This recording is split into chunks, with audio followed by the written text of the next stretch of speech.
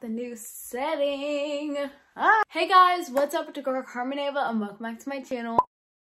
So today's video, as you guys can see by the title, I'm going to be doing an unpopular opinions video. I've never done this on my channel, so if you guys like them and want to see more of them, go ahead and comment that down below. Before we get into the video, make sure you guys like, comment, subscribe.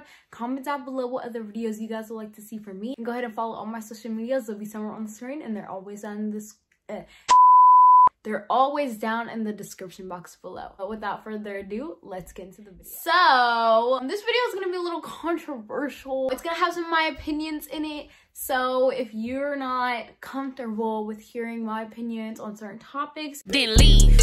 I don't wanna, offend anyone, but if I do, then leave. I don't really know what to say about that. So, this is your little disclaimer, but yeah, let's get into the video. I don't even know where to start. I just have a lot of ideas about politics. So my first unpopular political opinion is my body, my choice. I feel like this is a super prevalent issue right now with the whole abortion laws and everything like that. I feel if it's not you who's having if you can't even have a kid, you shouldn't even have the decision to even decide what women should do with their body, period. Second thing, you don't know anybody's specific situation. Someone could have gotten raped or something. They're just not financially stable enough to take care of the child. I just want to say that if it's not you in the situation, then you should not be able to choose anything. Anybody should be able to have the right and the choice to choose what they would like to do with their own body. And also, I just want to put this out there. I feel like a lot of people will be like, oh, pro-life, pro this, pro that. There are probably thousands of children right now who are going hungry, who don't have enough to eat, who are in foster homes, who just don't have anything right now, and you guys are worrying about unborn children. It kind of doesn't add up to me when you could be helping kids that are alive right now, but you guys are worried about putting more children into those bad circumstances. It's just kind of confusing to me. But next topic. My next topic is equal opportunities and equal rights for everyone. I feel like that should just be a given. I'm not really sure why people would disagree with me on this, but there are some people who feel that everyone already has that. I feel like people do not have equal opportunities, and it doesn't always have to deal with color. It could also deal with where you live, where you grow up and stuff like that.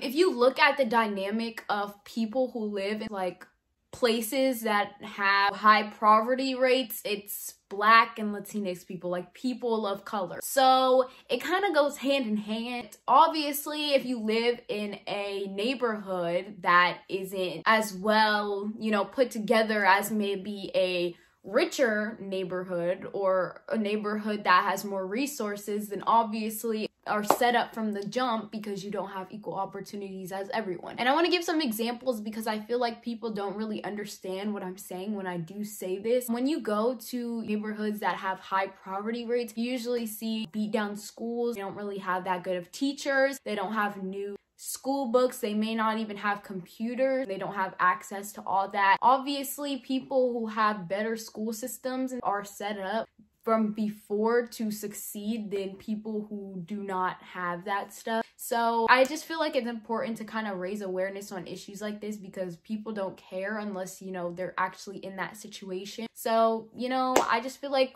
everyone should have equal rights. Those impoverished neighborhoods, people should, raise money to actually help to have funding, build more schools, build better neighborhoods for those people. I just feel like it's important issues. So that's my opinion on that topic. Next topic is Black Lives Matter. So Black Lives Matter. It's just Black Lives Matter.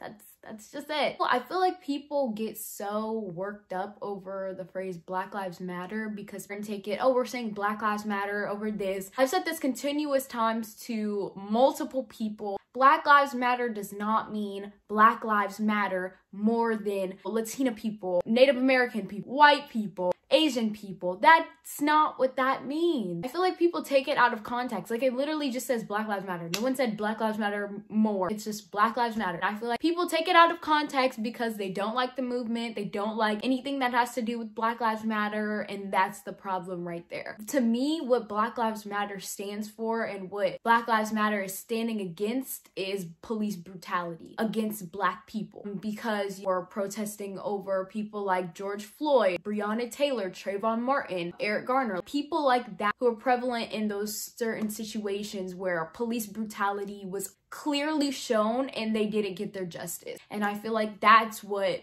Black Lives Matter means to people. So if you don't agree with the fact that Black people should get justice for being murdered, obviously you don't stand with the Black Lives Matter movement. I feel like people are just super like ignorant and don't want to, you know, acknowledge the fact that Black Lives Matter has nothing to do with Black lives being better or worse than other lives. It's a specific organization meant for a specific cause. Next thing I'm going to be talking about is the Pledge of Allegiance and national anthems. I feel like no one should have to stand if they don't feel like they want to. The national anthem and the Pledge of Allegiance is about like standing for this, you know, amazing patriotic country. We fight for each other, you know, we're all kumbaya and this and this and that, and I understand why people would not want to stand for that, because it's false and it's raising false narratives for a country. And I feel like we all know that our nation, our country is not the best at all, so why even pretend and like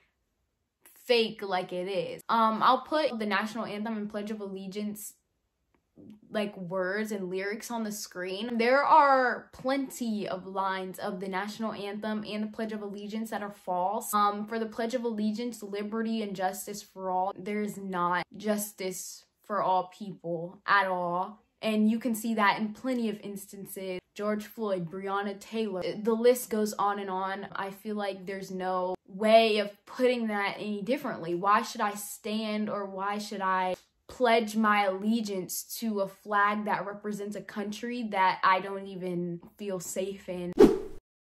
The national anthem was literally sang while there were people in slavery, and they're saying freedom. You had people, actual people that were treated like animals, that were treated like crap, and you're saying like freedom. I don't want to stand for something. I don't want to pledge my allegiance to something. I don't want to stand or represent a flag that represents a country that is representing false narratives. That's just what I have to say on that. Okay, so my next unpopular opinion, I feel like if you are not specifically a white rich male, I do not know why you would support Trump. And here's why. Trump has said plenty of racist, homophobic, sexist things. You're literally supporting a person who is sexist, homophobic, racist. The list just goes on and on. He's sexist, obviously, so he doesn't really respect women. He said plenty of racist things. I can literally put quotes on the screen that he said about people of color. He's not the best person.